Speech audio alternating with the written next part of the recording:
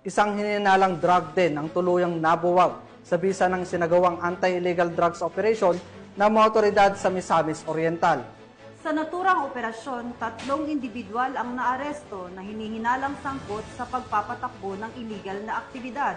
Nakatutok dyan si Patrolwoman Riza Sahonia.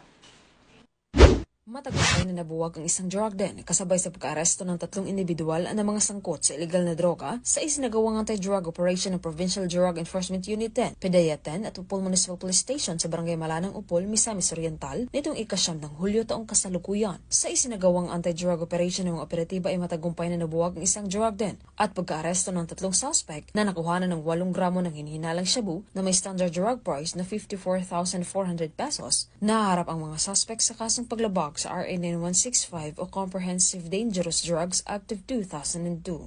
Mula dito sa Northern Mindanao, ako ang inyong Police News Network Correspondent, Patrolwoman Riza Sahonia, alagad ng batas, tagataguyod ng balitang pulis.